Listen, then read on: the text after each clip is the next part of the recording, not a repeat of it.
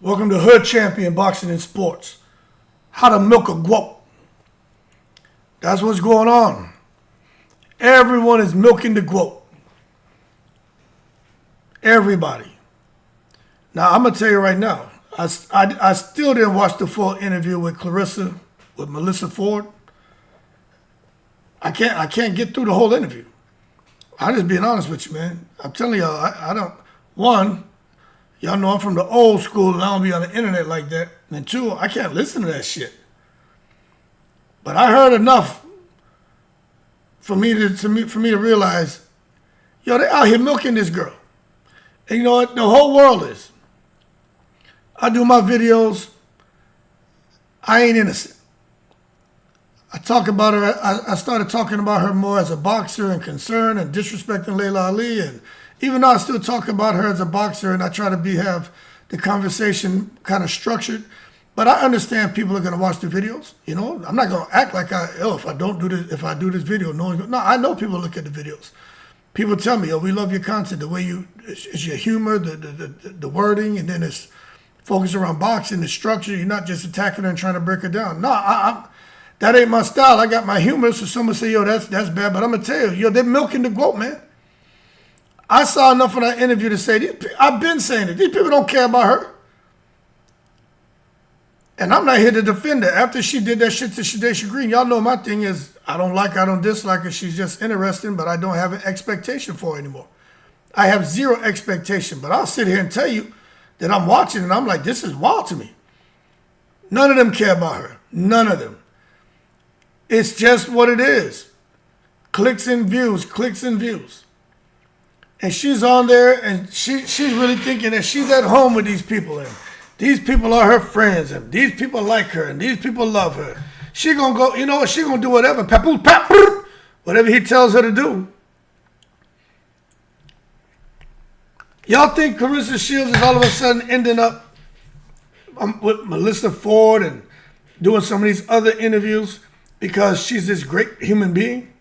Because she's this great champion? You don't think that some of the interviews she's going on has to do with connections linked to Papoose? And him saying, okay, go here. Okay, you go here. No, you go there. They're putting her in spaces to where he feels he has some control. Is Papoose a control freak? Is he controlling Claressa? Now, I hear what y'all say. I listen to y'all. But I'm looking now, and I'm like, yeah, this right here is a cash grab, people. This ain't gonna last. She on there, and she said a lot. But I watched her, and I said, first I'm looking at her appearance. And y'all know I don't disrespect women in their appearance, but I can tell you, I'll say this. When she took that picture with the Corvette, she had on these little boots, little outfit, little jacket. To me, the way she looked like she was dressed with the Corvette is how she should have looked if you're going to go in front of the camera and do an interview.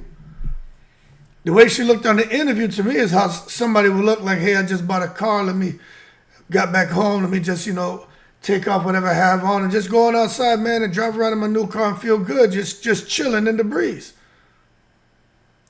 I had to question, where did she come from to go to that interview with Melyssa Ford? Did she come from the airport? Where was she at? How you let her go in front of the world like that? And remember, I only watched like maybe 20 minutes of the interview, 23. I couldn't get to the rest because I just can't listen to that shit. But my thing is, she started going in on a buddy. Well, it ain't a buddy no more. Like getting a sense of enjoyment out of disrespecting Franchon. She liked talking about craziness. She's talking about herself, her looks at this, and then she there. And I'm listening and I'm like, this interview is not about boxing. Talking about her being herself and her appearance and being thick. I'm like, why are they not talking about boxing? Or maybe because I'm the boxing guy and y'all know I'll listen to a little bit of the drama. Some of it's entertaining, but y'all know I really don't care about that. I mean, like, who want to be immersed and inundated with by a bunch of negativity and drama every day? But I expected to get some bullshit, but where's the boxing? And I'm watching, I'm like, yo, they don't care about this girl. They care about it, they talked a little bit about her identity, some relationships, some of the success outside the ring. If she was just some other woman with papoose, nobody would care. Talk about how she, and you could tell she was trying not to say that she's the breadwinner without saying she's the breadwinner. Talking about how she sees herself versus the world sees her. But the bottom line is, the GWOAT is getting milked. There's a whole lot of things that stood out in the interview. Some saw high confidence. I saw arrogance and cockiness and delusion. And somebody who's being manipulated. Now, I hear what people say. They're like, yo, and remember, she's a champion, man. She has done the business in boxing. But I got to be honest, even now when I watch her, just like we talk about the men, and some of these men who are involved with boxing, and we can see what some of them look a little bit Sesame Street. They're making poor choices. Adrian Broner got raked across the coals. There are other fighters who've been raked across the coals for poor decision making. There's a lot of them. Even Victor Ortiz was another one. People are like, yo, this dude is Sesame Street. Something's wrong with him. You need to go see somebody. You can look in a fighter's face and you can see when there's something Sesame Street. You can listen to the things they're saying and see there's something Sesame Street about them. Look at the decisions making, the trouble they're getting into, it's just a myriad of things that just jumps out at you. And you start seeing like, oh, this shit ain't high confidence. This ain't strong self-belief. This is Sesame Street. Always finding a need to try to insert her value, assert something about herself. And that's why you get these dual reactions. Viewers, they start trying to split this shit into two groups. You got group one. They're going to support her no matter what. But group two, they're like, yo, the GWOAT getting milked. People getting paid. That's why they like it. Yo, go on out here. There's got to be some kind of financial benefit to the people around her to have her going on interviews and doing what she's doing. She ain't growing her brand. Going on some of these talk shows, she might as well come out here and talk to these content creators. You know what I'm saying? Same ones that she be out here talking about she want to hit them over the head with a wine bottle. She might as well come on their channel and have a conversation that could really go viral. Because she can't stop talking. She's sitting there talking to Melyssa Ford, and I'm listening. I'm listening for some substance. I'm like, okay, let's see where this goes. Because people are sending this shit to me. I'm like, oh, okay, I'll look at it. But I'm like, yo, she's overcompensating. She's not reading the room. Same thing at the Breakfast Club. That Melyssa Ford interview for what I watched is like her being at the Breakfast Club. Making her feel like she's okay. Everyone else is not okay. Which causes her to lower her guard, open her arms and embrace the person interviewing her and open her mouth and then start with this goddamn word salad. Non-stop hemorrhaging of bullshit. And they sit back and they love it because that's what they want. Because they're showing you how to milk a GWOAT. And this is why I say I believe there may be a little bit something more going on with Claressa Shields. All that talent and she's a fighter. Okay, cool, but that doesn't define your greatness. You're a great fighter, but that doesn't define your greatness. I'm going to tell you, I think there's something a little bit more going on there. You telling me you can't read the room? You can't go in there and see that these people are in here just playing you? Claressa should stop doing interviews. But you got Papoose out there. I 100% believe he's sending her to do these things, and he's the guy who's the captain of the ship. You know why? Because she said whatever he says goes. He the one went out there and got her the deal, right? He's the one out there getting a percentage of whatever she does. He the one who told you weren't going to fight Shadesha while he was laughing in the car after Shadesha got hurt. So everything you see going on with Claressa Shields, I strongly believe is Papoose like, yo, gotta find a way to win, like her champion says. Find a way to win or find a way to lose. Her champion's right. I gotta show everybody how to find a way to milk this GWOAT.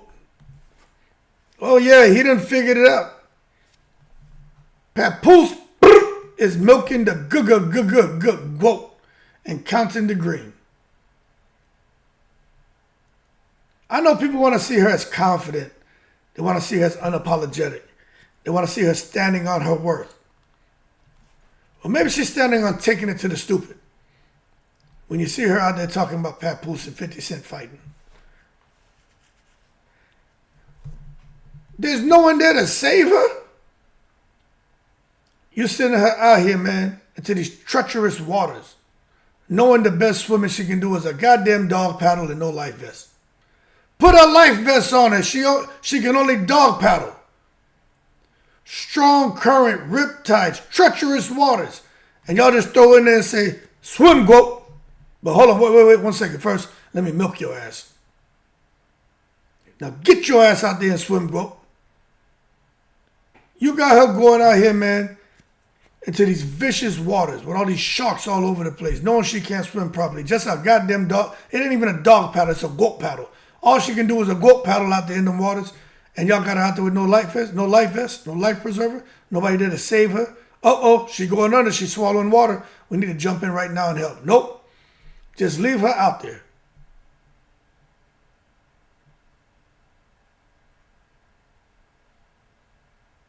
What's going on with her right now is not good.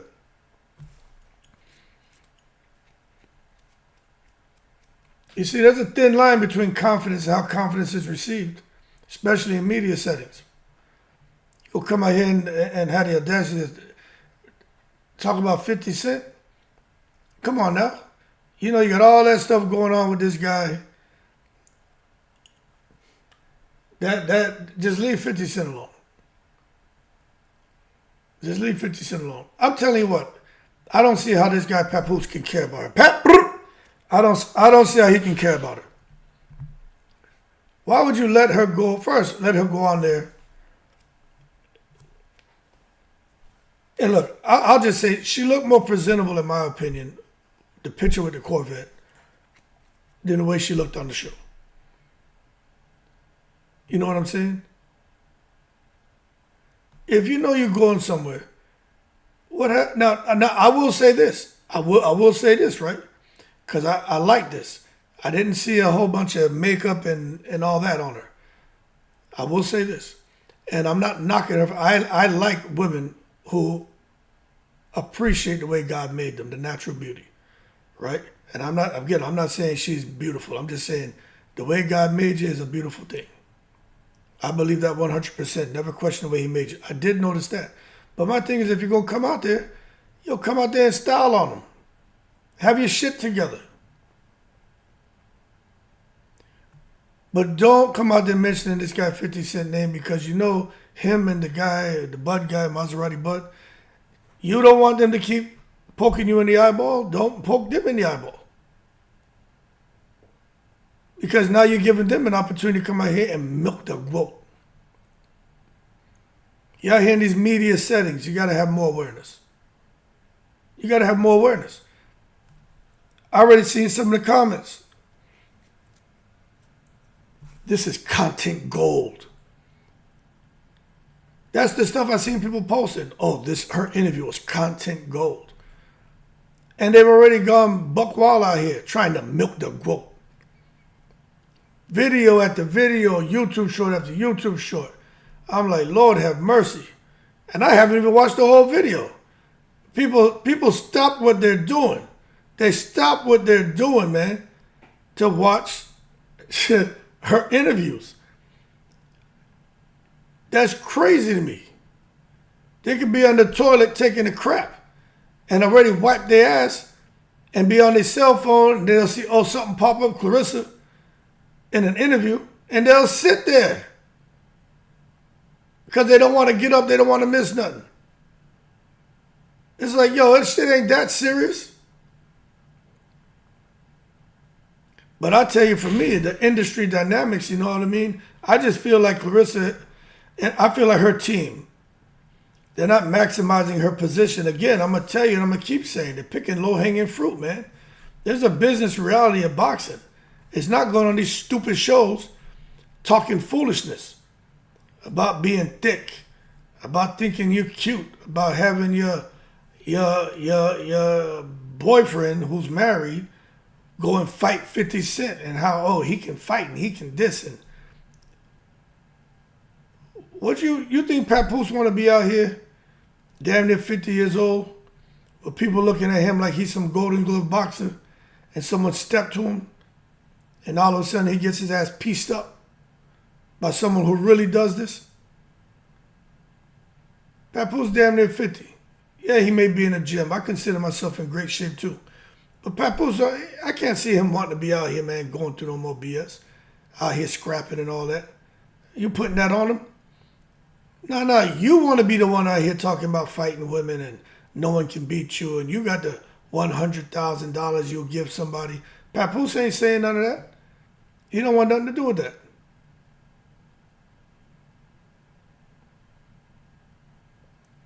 And that's why I'm sitting here looking like, yo, who's controlling the promotion of this girl?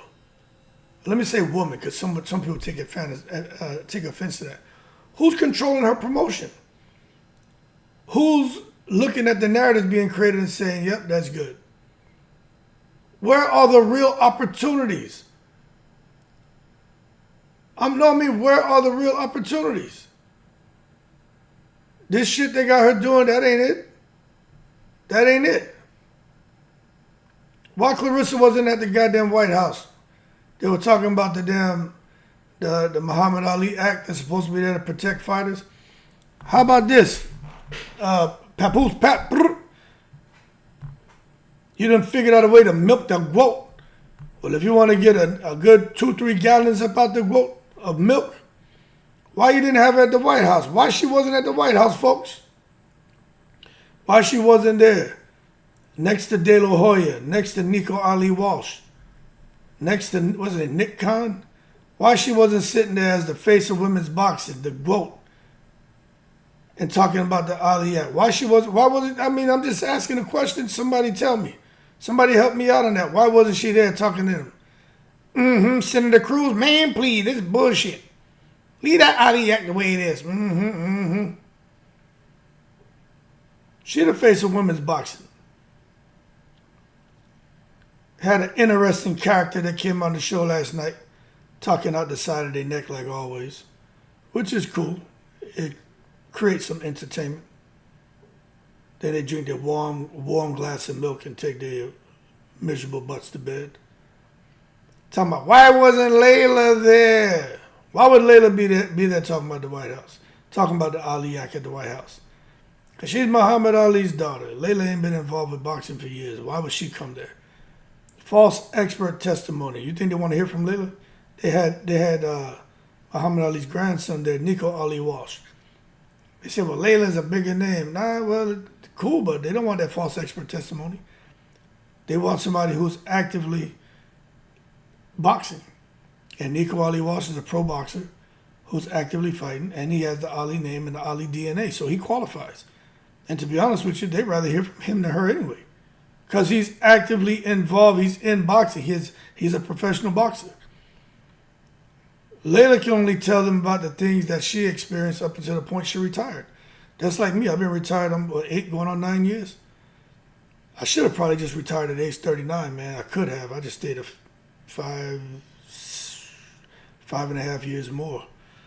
But I should have punched earlier. But the bottom line is, it's like someone coming to me, wanting me to come and speak about something that I used to do. I can do it. I say, hey, up until 2018, I'm an expert on that. I still remember everything. But from 2018 to 2016, there's a gap. I can't talk to that. and they need up-to-date information. If I can't give that, they'll be like, hey, cool, we appreciate you coming here, but we don't need you. That's what they would have told Layla. But for Claressa Shields, they would have been all ears. And then once she opened her mouth, would have turned to all laughs. Once she would have hit him with the, man, please. And don't let her, if Pat Poose was there, imagine this man walk up in there with the goddamn New York Yankee hat on. Yeah. Everybody in here, man. Hey, appreciate y'all, but get the bars on wheels. Go ahead and get that bars on wheels.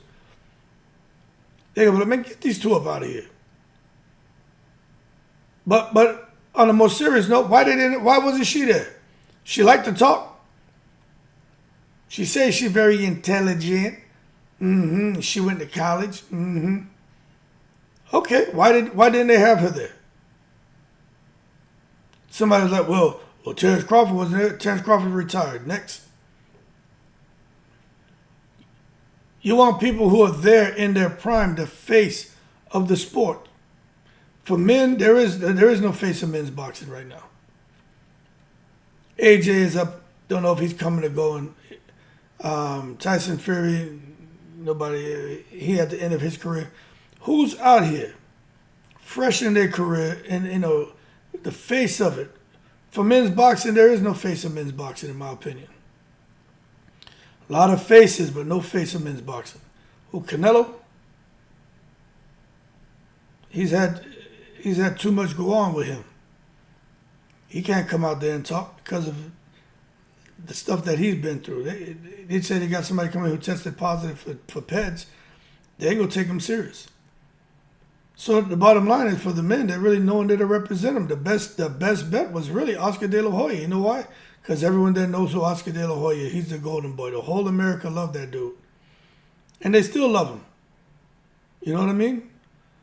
And Oscar De La Hoya is someone who's recognized and respected globally. Even though we know Oscar De La Hoya had some moments where he went a little bit Sesame Street, being a freak and doing drugs. But at the end of the day, he's a household name. And when he speaks, people listen. Did he do a good job? I think he did all right. But he should have had answers. He should have came there and just gave them so much information. They were like, all right, shut up. We get it. Not to where you come and talk a whole lot and you leave them there with questions. Nah. You got to know how to shut people up. We used to call back them down. I was a back them down briefer. When it's my turn to brief, I would back your ass down to where you were like, okay, I would give you shit you weren't even thinking about, the information I was giving you. And then they would just used to thank me. Thank you so much for briefing.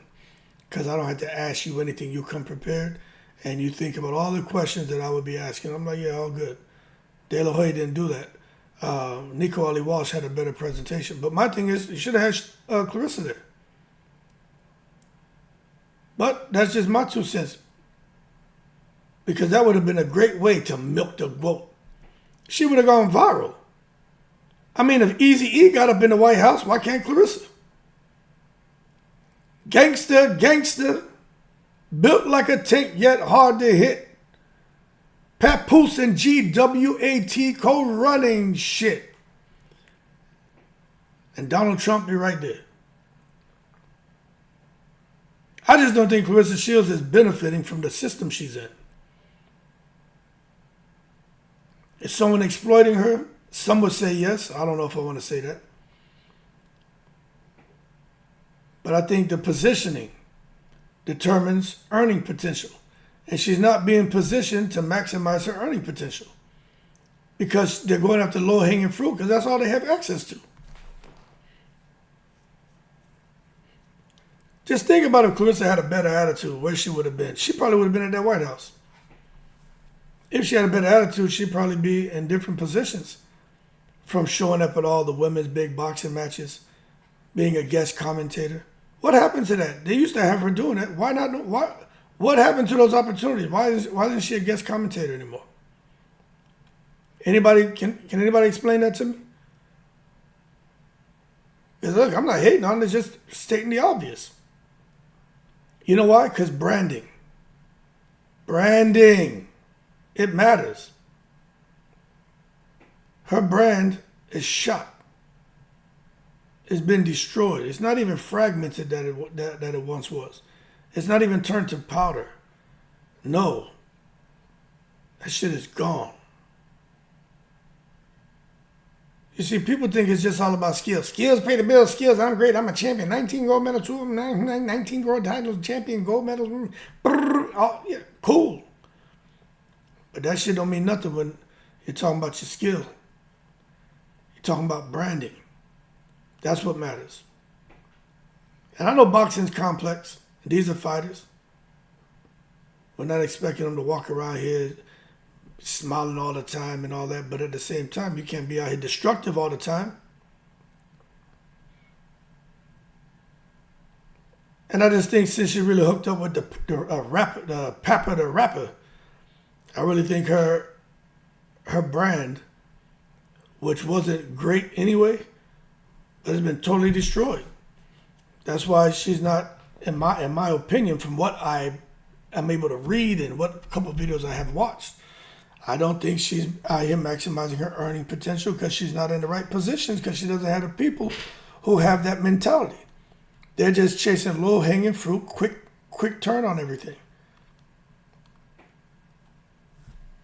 I'm going to tell you the key idea is less about being taken advantage of, which that is part of it, but it's about the business positioning matching her talent level. You want her to promote herself, go viral, say something crazy. You want her to promote herself, do something crazy. You want her to promote herself, look crazy. You want her to promote herself, act crazy. That's what you're doing? You're going to take a talent like that, where you could have took her left or right. You took it on the path that you wanted to take her, to your benefit, to make sure your pockets are looking nice. You didn't care about her image. Wasn't worried about her character. And that's why the business positioning does not match her talent level. Image. How you're branding her. The way she communicates. What are we doing here? We know that you're showing us how to milk a GWOAT. But that interview reveals some things to people. They were like, holy shit. Now, y'all can go watch the interview for yourself. I'm not going to sit here and recant the whole video. That shit is stupid to me. I'm talking about the things I observed. She's very direct, very blunt. She speaks openly. She doesn't know what to say, what not to say. It's because they get her on and she gets comfortable. She gives them content gold. And she responds emotionally as hell. And she don't filter her thoughts. She just reacts and says shit. That's why she shouldn't be allowed to do these interviews, man. Or put her somewhere with someone who's gonna, she and I came on my platform, and I didn't go all out. I asked about the things that we were talking about in my chat, but people wanted me to go at Claressa the way people go at her on these interviews. They wanted me to get more bullshit out, more drama, get her to get viral moments. I didn't do that. I had a conversation. To me, she should go on a channel with people who have conversations with her. Just talk to her. But take her away from the drama. I would, if Claressa and I ever talked again in an interview, I would not walk her into traps. And remember, I don't like her, dislike her. I just think she's interesting. I have no expectation from her after she disrespected Shadesha the way she did. I have zero expectation. But if we spoke, I'm still a professional. I'm a 50-year-old dude. She's 31. I ain't gonna come out here, man, and run circles around her like I know I can and walk her into trap after trap after trap. No, I would be talking about more of the positive shit. Because I know she doesn't filter her thoughts. And I already know that no matter what I ask, she's gonna find a way to get emotional and bring it back to some bullshit because she speaks openly and that's where she's comfortable. You didn't see her eyes light up at the idea of violence? 50 and Pat Poussin, they need to fight. You want me and 50 and we need to fight Pat Poussin. Everything with her is fight, violence, violence, violence. Trying to make somebody look bad. Come on, what are we doing here? I understand that she wants to be authentic. She wants to be real. What the young people say, stand 10 toes down. That's some of the dumbest shit I ever heard in my life. And people using words like goofy. Like, what the fuck, man? There's no other synonym or no other word you can use to come out here, or adjective to fucking describe something you see or way you feel. Everything gotta be. Oh, and the other word, diabolical. Like, what the fuck? All these words out here, that's what people want to use. But maybe that makes her relatable to fans, some fans, the low-hanging fruit. But that's definitely going to make her relatable to the people who's going to be able to pull her up and put her in those positions where she can maximize her earning potential. Because no one in her immediate circle talks like that. They're just there to milk a GWOAT. And that's why some people say, she's just being misinterpreted. No, she's not. She is what she is. Polarizing reactions. And she's lost opportunities with broader audiences. And she'll never regain that. Because she's with a group of people who are just there trying to milk a GWOAT. Claressa, if she would have been on that fight card, just imagine. She would have been on that fight card fighting somebody. If she was an MVP chick on an ESPN fight card, forget the venue and 5,500 capacity. Forget that shit. It's about the global audience, the global appeal, the branding. I bet you if she would have been able to be on that fight card, conduct herself decency, get in there and dominate an opponent in the ring, I bet you Claressa would have probably been on some of these big platforms doing interviews. Not all this little basically hip-hop bullshit. Nah, they would have had her somewhere. Maybe she ends up out there. Well, I don't even know if they have this shit no more. Where the talk of Whoopi Goldberg and them, maybe they have her there sitting in the center. Maybe they go in and take her and start putting her into these bigger platforms. That really helps with her visibility. But to be honest with you, them people ain't going to take a risk on her because she's predictable. And what I mean by that is they know with her, she's going to be emotional. She's not going to filter her thoughts. She's going to speak openly and say some shit that may have to get censored. So they're not going to roll the dice on her. But because her team wants to milk the GWOAT, she's losing opportunities. But there's a modern athlete reality we're talking about here. Today, top earners in boxing, they control their narrative, not have it destroyed or create bullshit narratives. They build broad appeal, not look for limited appeal with low-hanging fruit. They stay strategic in public, not come out here with the weapon on safety arm full blast, just winging it. I mean, that's the reality of people. Control your narrative. Build a broad appeal. Stay strategic in public. You want to be a top earner? She's not controlling any narratives. She's not building broad appeal, and she's not strategic in public. That's why she's not a top earner. She'll tell you she is. I don't think she's a top earner. And I definitely know when it comes to endorsement deals and sponsorships for somebody with all of her accolades, it's not there, and it's probably never going to be there. I'm just watching the relationships and public perception, man. I think it all matters. Personal life discussions can humanize a fighter. With her, it shifts focus away from achievements. If she was in a right relationship or had the good relationship with the public, she would be humanized. You know what I'm saying? They were looking at her personal life and like, yo, this is good medicine. But because of her relationship and public perception and all that, nobody really, they don't even talk about her achievements. That's not something they want to talk about. Because the shift is away from her achievements. It's on the drama. And that's why there's been a huge risk. And that's why the personal narrative that's been created hasn't been a good one, but the brand can become fragmented. With hers, her brand has been destroyed. That's why no one sees an elite champion. They just see a controversial personality. And she happens to be a champion. You know? It should just be elite champion, but that's not the case. It's controversial personality first, champion second. If I can see that, I know the team can see it, but they don't care because they're trying to milk a GWOAT. Look, man, a lot of people have elite level accomplishments, but the public positioning doesn't always reflect that level. You know what I'm saying? And it happens in boxing. It happens in all sports.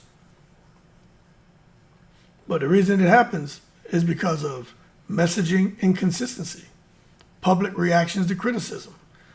And then the media narratives take over and the content creators get a hold of it, like me doing this video, and depending on how we spin it, it takes over.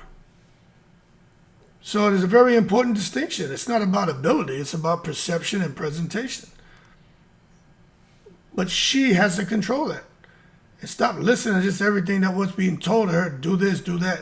So she just lost her mind already? What happened to Claressa being able to think for herself? And maybe some say it's never been the case because you listen to what her family says about her. There's always been something there since a young lady. And now as an adult, what was there as a young lady is still there. It's just been masked by the accomplishments and the money. But she still is what she always was. And that's what we're seeing. And a lot of us are starting to come to that conclusion that, hey, she's just someone who's figured out how to get to Sesame Street, and her team has figured out how to milk a GWOAT. So you say, all right, hood, we here, but what could change the narrative? I think strategic communication. Choosing when to engage and controlling the tone. That'll be a good first step. Be strategic in your communication. Know when to say next question. Or at least when you sit down with somebody, do a sanity check on them goddamn, sanitize the list of questions. You can ask these, don't ask these. Yeah, that's what she needs to do. Or know when to speak and not to speak. Be like, next question, I don't want to talk about that. Understand the brand alignment. Try to have some kind of consistent messaging. Try to think about where you want to go. Start trying to align yourself with the messaging from that brand, with those core values from that brand. And be consistent and just try to have a clear identity. Can't be flip-flopping. You from Flint, you from New York, you from Puerto Rico. Where you from? You know, your vocal signature can't be changing every other damn day. And have a focused narrative. Keep the spotlight on the achievements. Don't talk about your physical, especially about if the pussycat has low miles and what's snatched and your lobster tail. Quit talking about those things. What you would do for your man when you in training camp and you can't pitch a little woo. Don't talk about that. Talk about your achievements. Don't be out here talking about slapping no kids in the back of their head. Have a focused narrative. Keep the spotlight on boxing, on your achievements. Try to understand long-term positioning. But they can't understand that because her team, in my opinion, is all about short-term positioning. Fight in Detroit, they say 18,000 people. At ticket prices at this, across 18,000, we should make this. Everybody gets this. Okay. And there may be different modes of revenue. If we get money off the sales from the concession stands, hey, we got another little bit of money here. But at the end of the day, they're looking at short-term positioning because they need an immediate return on their investment. If they were thinking long-term, they'd be thinking beyond moments. They'd be building legacy perception. They wouldn't have her doing these low-hanging fruit type interviews. They wouldn't have her out here on social media doing all these lives and going crazy. They'd be like, if you want to do it, take Hood Champion's advice and just get in front of the camera and don't say nothing. Just eat your food, or maybe have a pencil and a sheet of paper.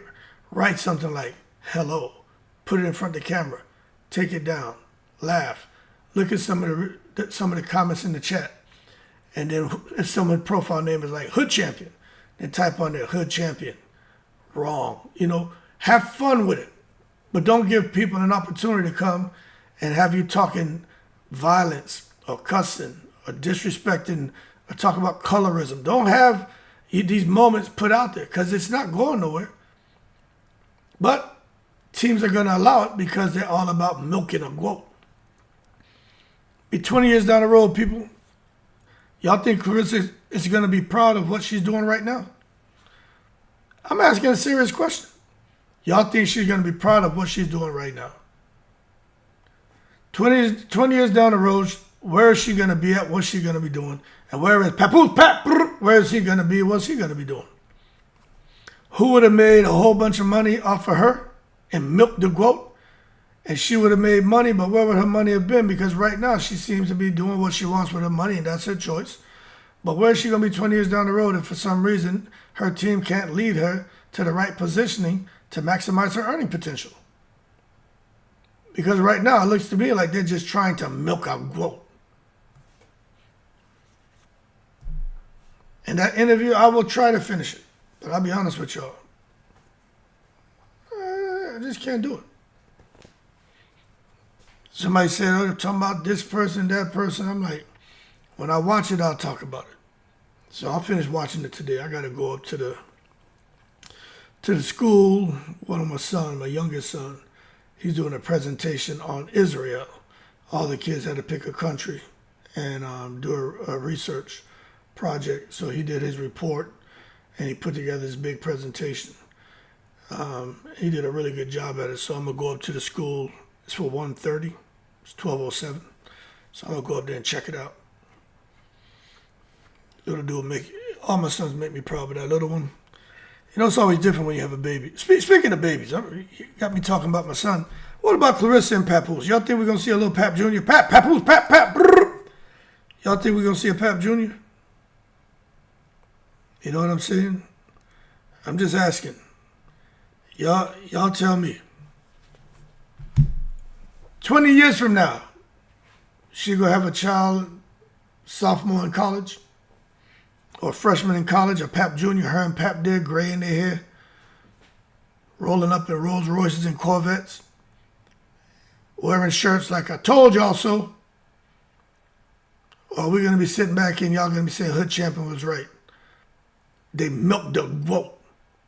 And she gonna be sitting there crazy, deranged, scratching herself, little piece of beard growing, gone crazy because of how her team encouraged this foolish behavior, and she can't escape the internet, and now she's having this goddamn downward spiral and crashing out, and it's gone crazy and needs professional help because they came out here and allow her to create these bullshit narratives and destroy her brand to where now it's inescapable.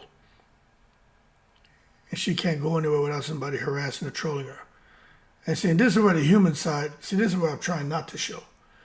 The human side of me comes out. And this is where people are like, oh, Hood Champion, I got a soft spot for anybody where I can see they're getting fucked over. It just so happened we be talking about Claressa. But hey, I have no expectation for her. I'm just looking at this and I'm just like, yo, I'm a 50-year-old male. There ain't nowhere in the world I'd be out here. The only thing that could possibly happen with me at 50 and some 30-year-old woman, and I couldn't even see it, but it just had to be physical, that's it, because, I mean, what the fuck we going to talk about? I've retired. I could have retired at 32. You know what I'm saying? I got different pokers still in the fire that stay hot.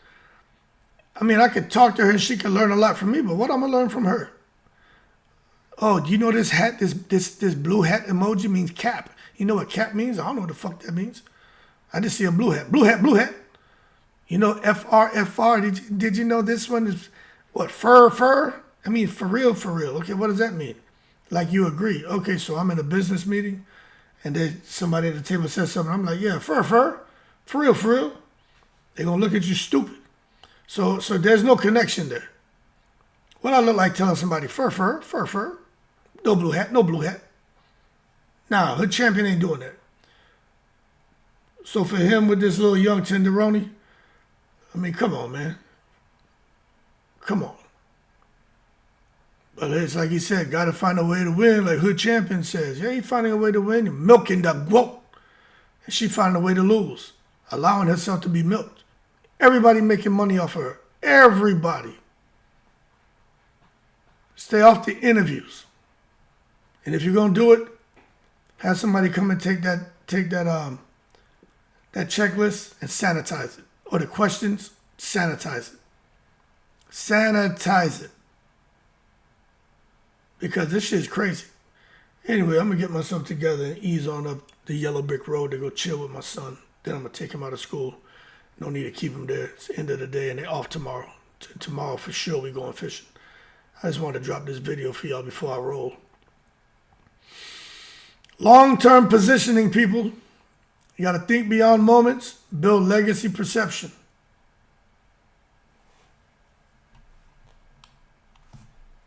How fighters see themselves and how the world interprets them.